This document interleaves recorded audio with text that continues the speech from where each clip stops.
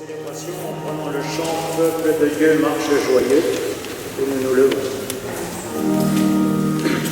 Peuple de Dieu marche joyeux, Alléluia, Alléluia. Peuple de Dieu marche joyeux, que le Seigneur est avec toi. Dieu t'a choisi parmi les Essayez de pas vous faire de misère. Excusez-vous. ainsi traité. Vous savez, je suis pas très à droite. Sois le témoin de ma bonté. Peuple de Dieu, marche joyeux. Alléluia,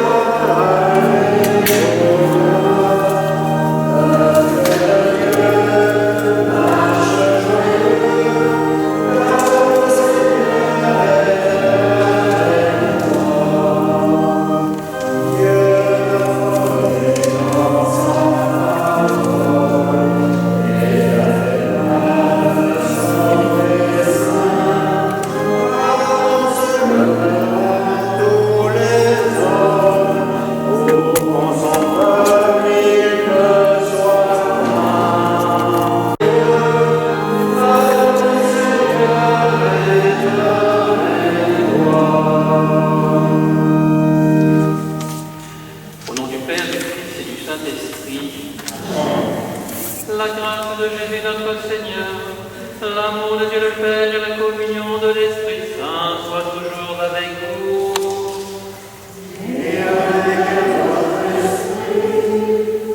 Je ne sais pas si je dois dire bonsoir ou bonjour à tous. En tout cas, soyez les bienvenus et nous sommes heureux de nous retrouver bien sûr pour célébrer l'Eucharistie dominicale. Et comme nous faisons chaque semaine, nous venons avec toute la vie de notre semaine, avec nos joies, avec nos peines, avec nos difficultés et parfois peut-être nos découragements. Nous venons à la rencontre du Seigneur pour recevoir sa lumière, pour écouter sa parole et le recevoir dans quelques instants dans le pain de l'Eucharistie. Le samedi soir, vous le savez, la messe est toujours filmée.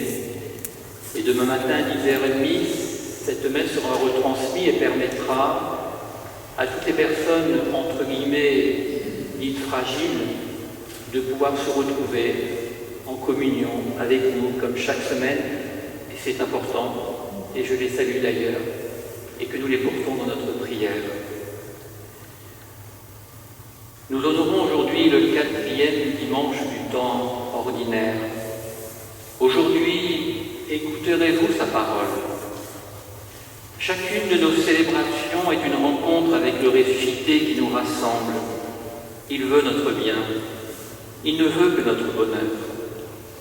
Sommes-nous à l'écoute de sa parole? Avons-nous faim de l'Eucharistie? Pain pour notre route. Que notre engagement soit sincère, alors ouvrons nos cœurs à celui qui se donne à nous. Ouvrons notre cœur. Plongeons dans sa miséricorde infinie pour nous laisser renouveler par sa parole et par son amour. Seigneur, nous te demandons pardon. Seigneur Jésus, toi le serviteur des serviteurs, tu fais de nous des amis. Ouvre nos yeux aux merveilles de ton amour et viens nous libérer de tous nos préjugés.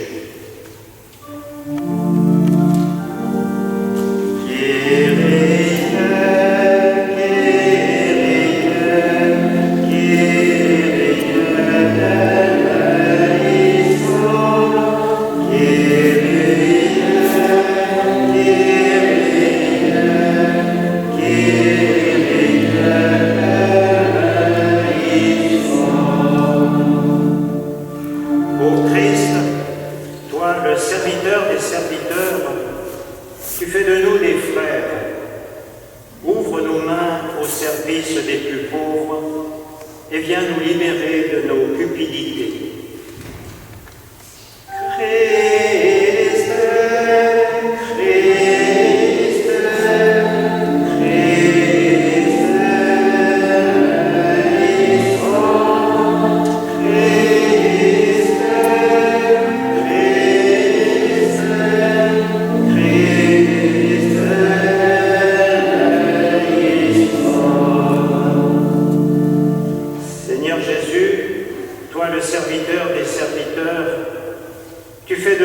peuple en marche. Ouvre nos cœurs à ta parole et viens nous libérer de nos paralysies.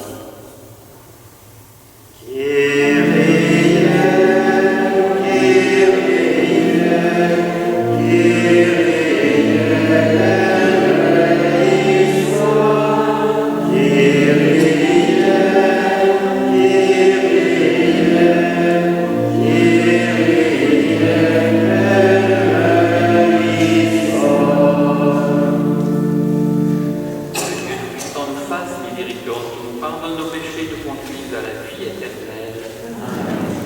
Et renouvelés dans la miséricorde de Dieu, chantons maintenant la gloire de Dieu.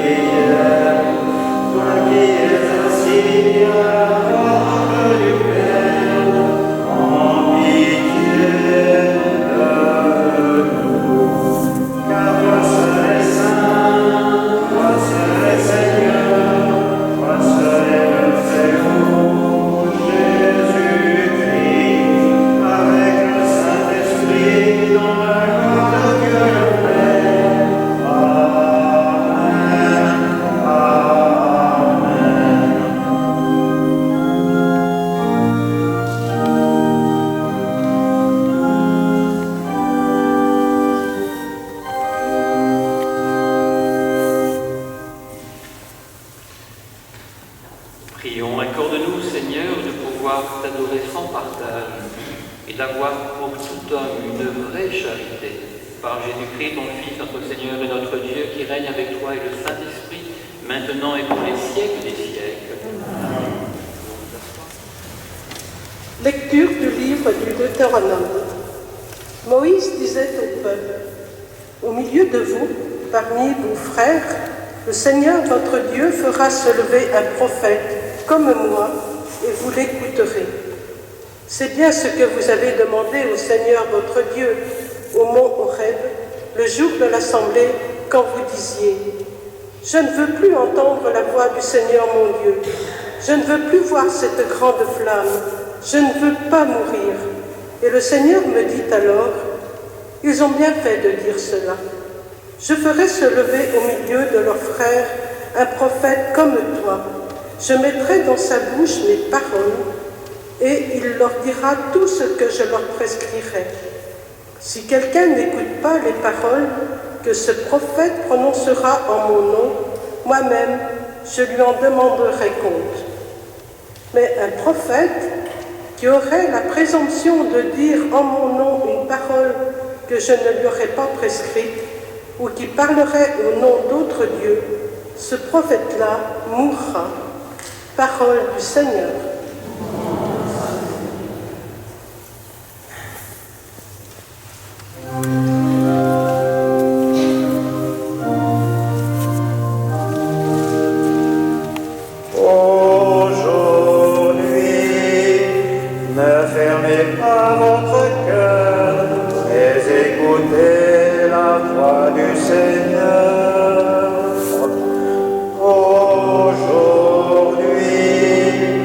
Ne fermez pas votre cœur et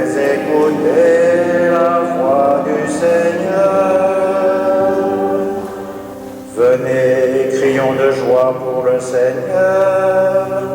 Acclamons notre rocher, notre salut. Allons jusqu'à lui en rendant grâce.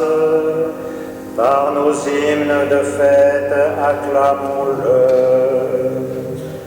Aujourd'hui, ne fermez pas votre cœur, mais écoutez la voix du Seigneur.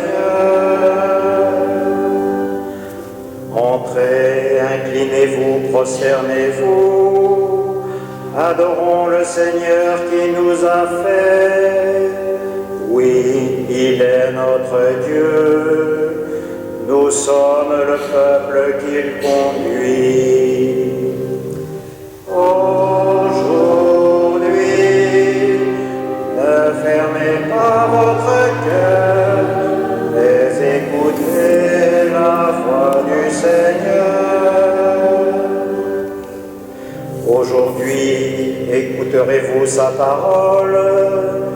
Ne fermez pas votre cœur comme au désert, où vos pères m'ont tenté et provoqué, et pourtant ils avaient vu mon exploit.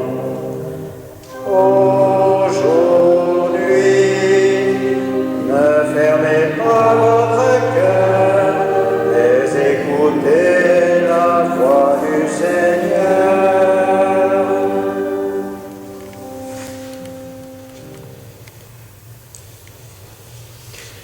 Lecture de la première lettre de saint Paul apôtre aux Corinthiens. Frères, j'aimerais vous voir libre de tout souci. Celui qui n'est pas marié a le souci des affaires du Seigneur. Il cherche comment plaire au Seigneur. Celui qui est marié a le souci des affaires de ce monde. Il cherche comment plaire à sa femme et il se trouve divisé. La femme sans mari, ou celle qui reste vierge, a le souci des affaires du Seigneur, afin d'être sanctifiée dans son corps et son esprit. Celle qui est mariée a le souci des affaires de ce monde, elle cherche comment plaire à son mari. C'est dans votre intérêt que je dis cela. Ce n'est pas pour vous tendre un piège, mais pour vous proposer ce qui est bien, afin que vous soyez attachés au Seigneur sans partage. Parole du Seigneur.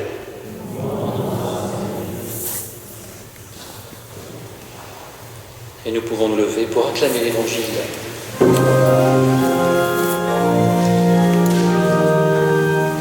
Alléluia, Alléluia, Alléluia,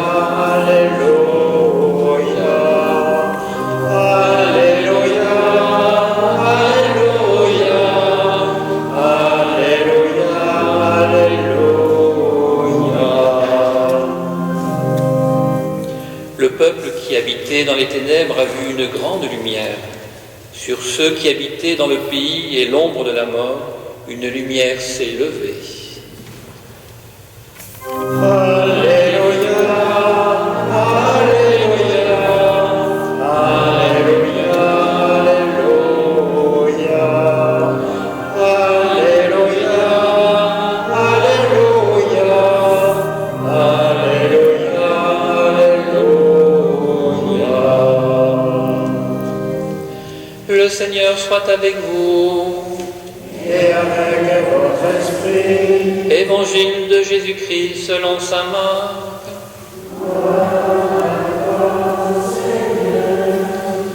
Jésus et ses disciples entrèrent à Capharnaüm. Aussitôt le jour du sabbat, il se rendit à la synagogue et là il enseignait. On était frappé par son enseignement, car il enseignait en homme qui a autorité et non pas comme les scribes. Or, il y avait dans leur synagogue un homme tourmenté par un esprit impur qui se mit à crier « Que nous veux-tu, Jésus de Nazareth? Es-tu venu pour nous perdre?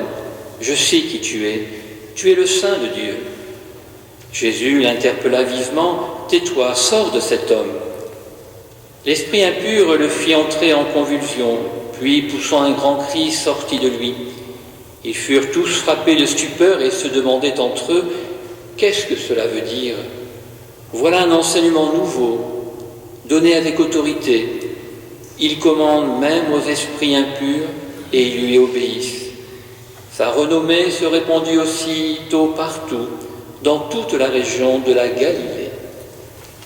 Acclamons la parole de Dieu. Louange à toi, Seigneur Jésus.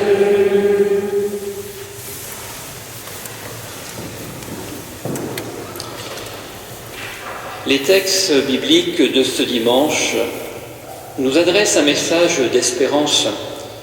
Ils viennent nous rappeler la présence et l'amour de Dieu.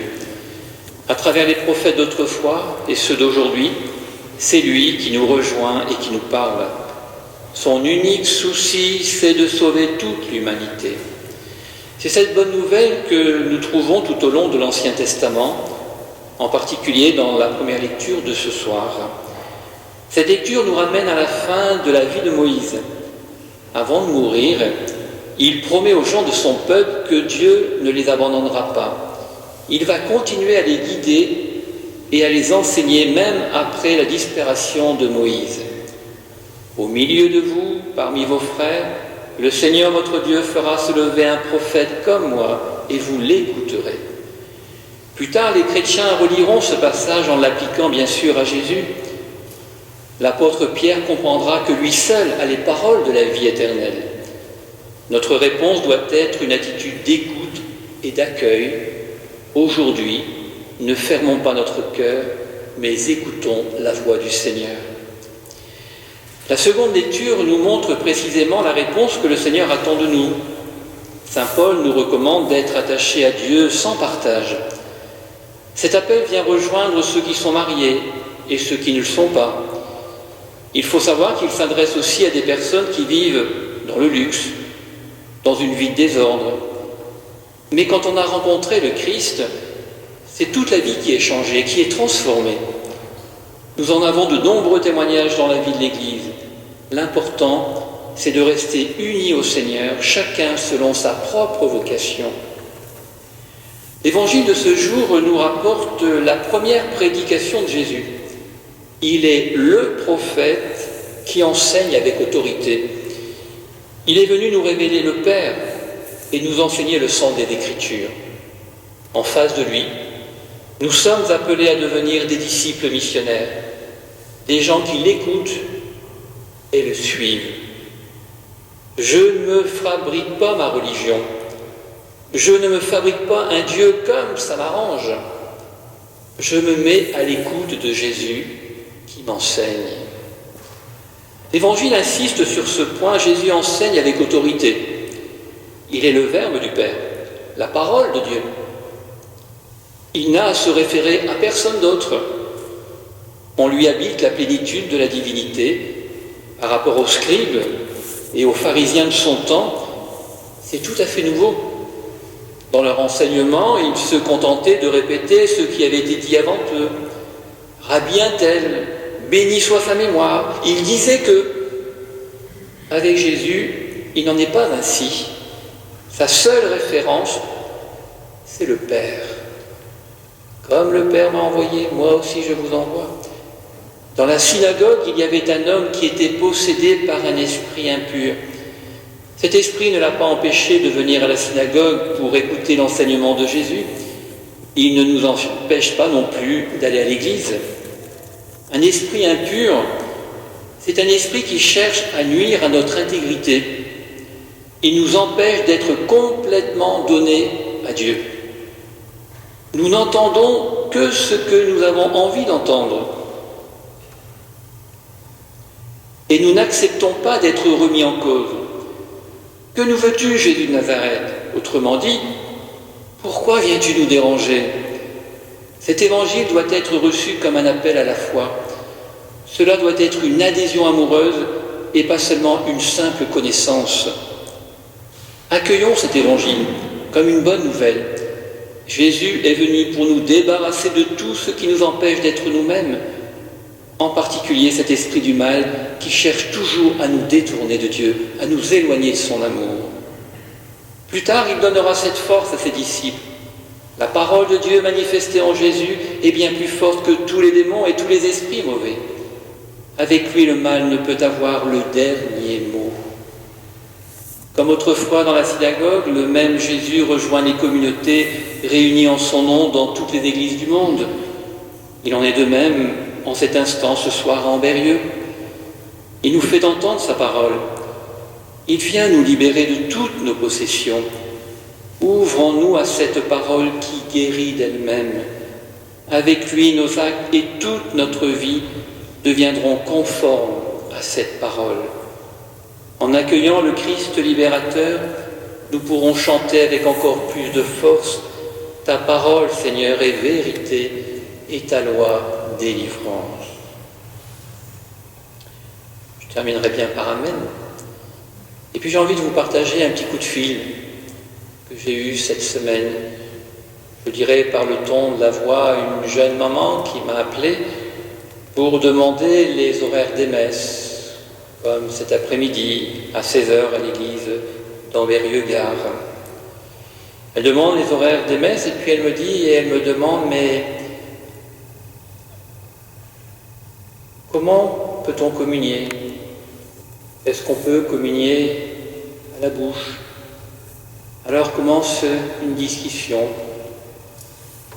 pour redonner du sens, en sachant que la communion à la main, ou la communion à la bouche, ce sont des rites, et je suis respectueux des deux manières que nous pouvons communier en Église. Et elle demandait, mais si je viens avec ma famille, à la fin de la procession, est-ce que nous pourrons communier à la bouche? Alors je lui ai dit, mais je respecte les deux manières de communier. Mais l'Église nous demande en ce temps particulier, pour des raisons sanitaires, de respecter et de communier simplement à la main. Ce sont des rites. Et ça m'a renvoyé à ma propre histoire, et souvent je constate aussi des choses dans la communauté au moment de la communion. Je ne suis pas aveugle. Et ça me renvoie à mon histoire personnelle, où à un moment donné, après le concile, après, je dirais, les années 68, vous le savez, il est interdit d'interdire, il y avait besoin d'un mouvement de liberté à tout niveau, dans l'éducation, dans la vie de la société, dans la vie de l'Église, dans sa manière d'expliciter la foi. Il y avait besoin d'un renouveau, mais souvent on est parti dans l'extrême. Et à cette époque-là, j'avais du mal à me retrouver dans l'Église.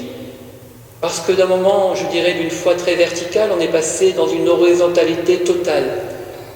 Et il faut trouver toujours le juste équilibre dans notre vie de chrétien entre la verticalité et l'horizontalité, l'amour de Dieu et l'amour du prochain.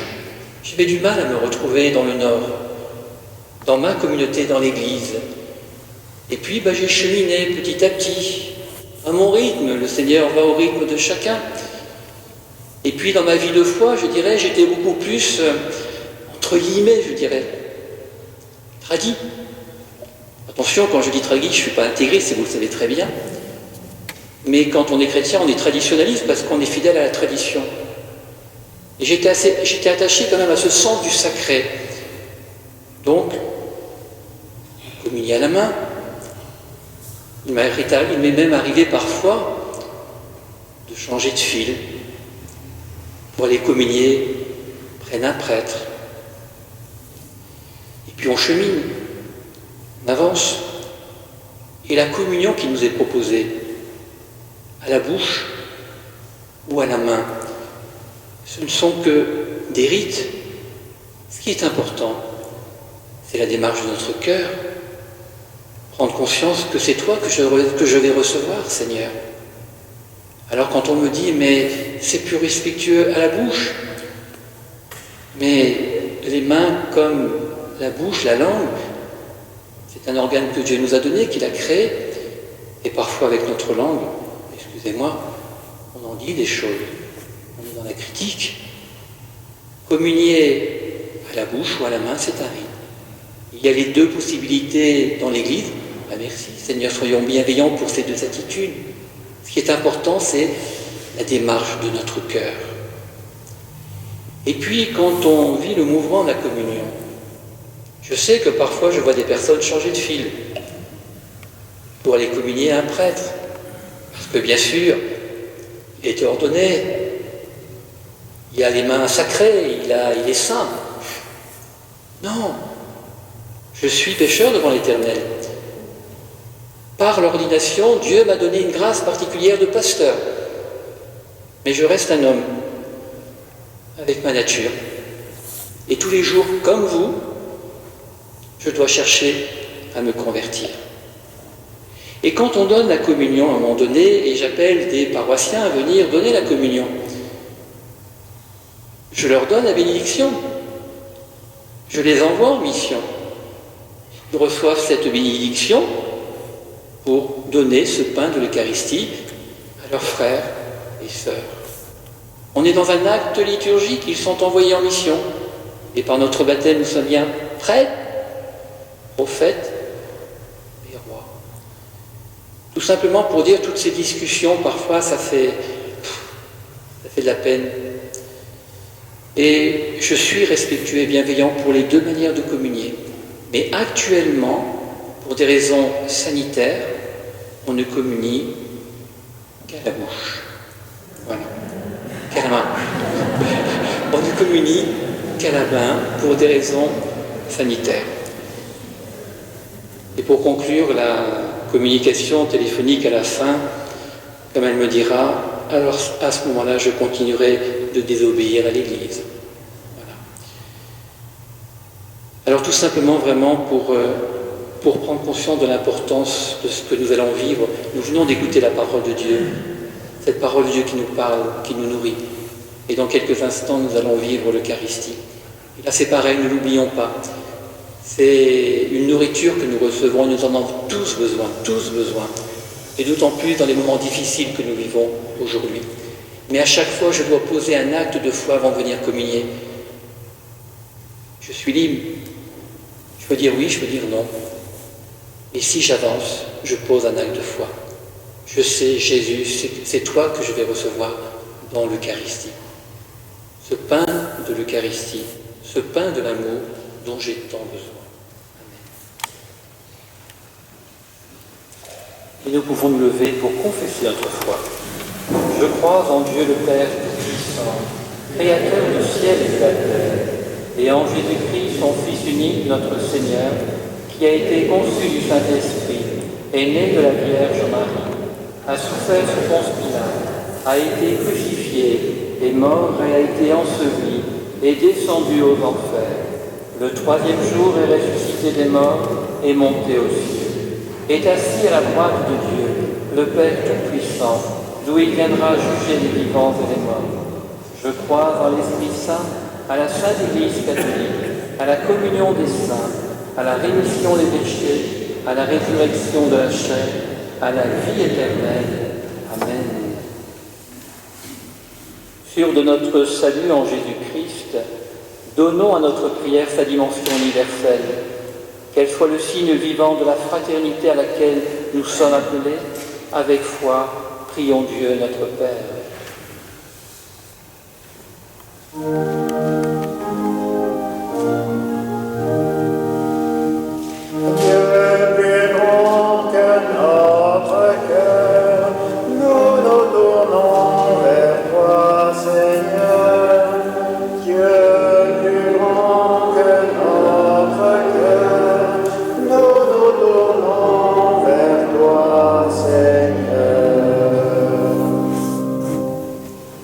Dans la première lecture, Dieu dit « Je ferai se lever au milieu de leurs frères un prophète. » Pour le pape, les évêques, les prêtres, les diacres et tous les baptisés, donne-leur ta force pour être des témoins de ton amour et de ta miséricorde.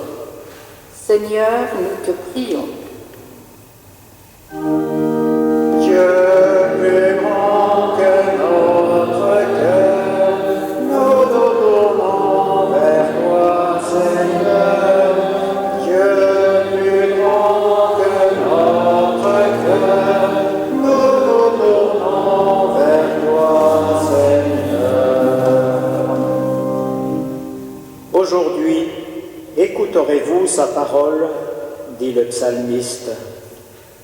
Pour tous ceux qui ont des responsabilités au niveau politique, économique, social, inspire-les pour qu'ils aient toujours le souci des plus petits et des plus pauvres. Seigneur, nous te prions. Dieu plus grand que notre cœur, nous nous tournons vers toi, Seigneur. Dieu plus grand que notre cœur, nous nous tournons vers toi, Seigneur. Tais-toi, sors de cet homme, dit Jésus. Seigneur, tu as fait sortir l'esprit impur d'un homme malade. Aujourd'hui, nous te supplions d'enlever toutes les peurs qui nous paralysent et nous empêchent d'aller de l'avant. Seigneur, nous te prions. Dieu plus grand que notre cœur, nous nous tournons vers toi, Seigneur. Dieu plus grand que notre cœur, nous nous tournons vers toi, Seigneur. Saint Paul nous dit, frères, j'aimerais vous voir libre de tout souci. Pour que notre communauté paroissiale et chacun de ses membres parviennent à se libérer des soucis qui entravent au quotidien notre relation à Dieu et à nos frères. Seigneur, nous te prions. Dieu plus grand que notre cœur, nous nous tournons vers toi, Seigneur. Dieu plus grand que notre cœur, nous nous tournons vers toi, Seigneur.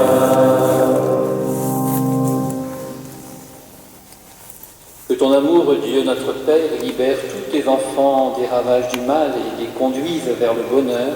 Nous te le demandons par Jésus le Christ, notre Seigneur. Amen.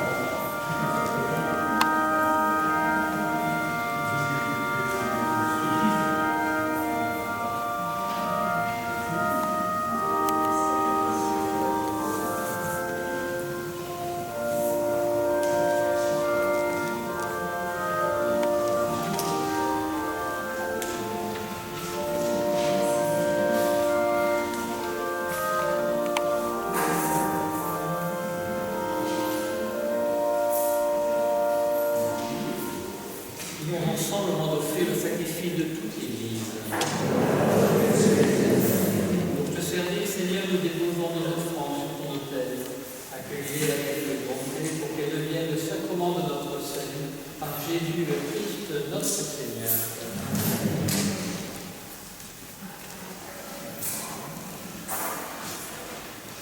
Le Seigneur soit avec vous.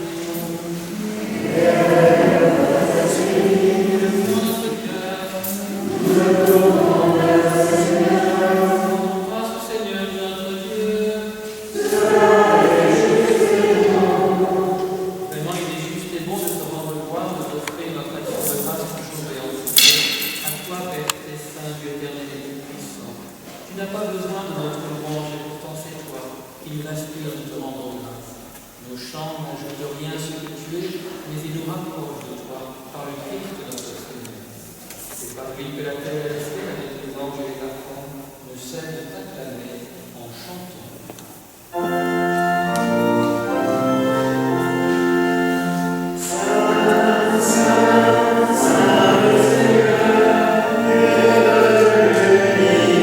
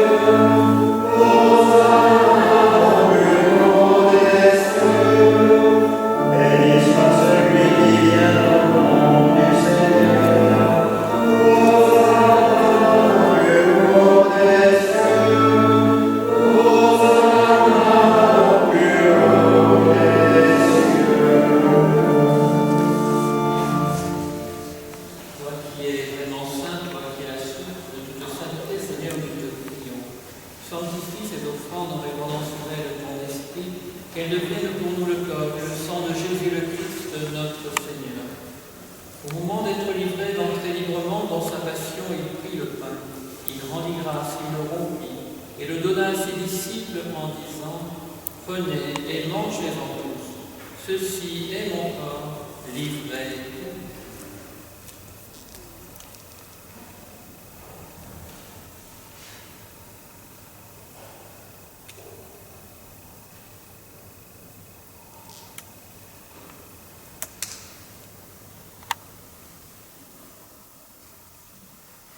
De même, à la fin du repas, il prit la coupe. De nouveau, il rendit grâce et la donna à ses disciples en disant : Prenez et buvez-en tous, car ceci est la coupe de mon sang, le sang de l'alliance nouvelle et éternelle, qui sera versé pour vous et pour la multitude en rémission des péchés. Vous ferez cela en mémoire de moi.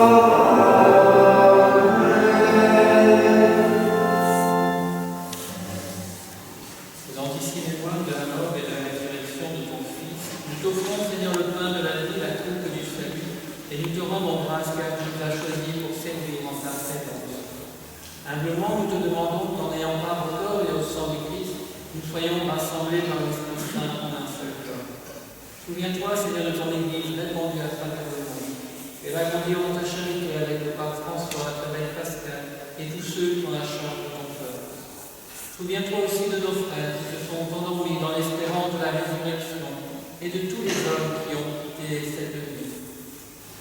Nous te prions tout particulièrement pour les défunts de la semaine, pour Michel Dujardin en l'église de Tenay, Jimmy Vito en l'église d'Amberieu, pour Christiane Dupuis en l'église de Saint-Lambert-en-Berger.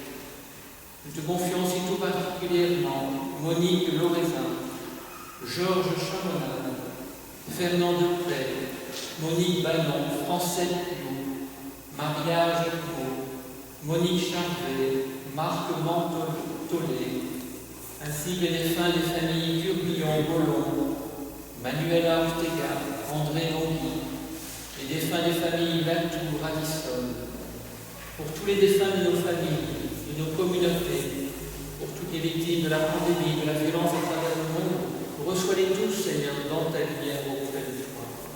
Et sur nous tous, enfin, nous implorons ta bonté. Permets qu'avec la Vierge Marie, la bienheureuse Mère de Dieu, avec Saint Joseph son époux, avec les apôtres et les saints de tous les temps qui ont vécu dans ton amitié, nous ayons part à la vie éternelle et que nous chantions ta louange par Jésus-Christ, ton Fils, bien-aimé. Par lui, avec lui et en lui.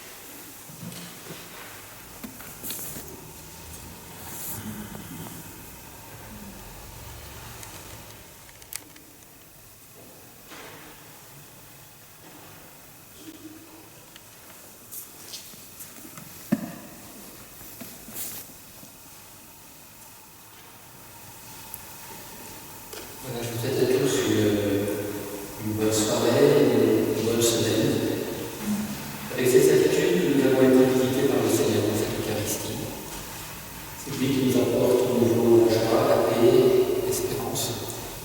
Et ce que nous voulons recevoir, nous ne sommes pas appelés à faire pour nous, mais à nous porter dans nos familles, dans nos lieux de vie, et surtout avec cette présence de Dieu qui est en nous, cette lumière, cette espérance, sachant qu'on va la porter autour de nous, parce qu'il y a beaucoup de personnes autour de nous qui sont peut-être dans la solitude, qui sont en découragement. Alors portons celui que nous venons de recevoir ce soir. Nous pouvons nous lever pour recevoir l'Église.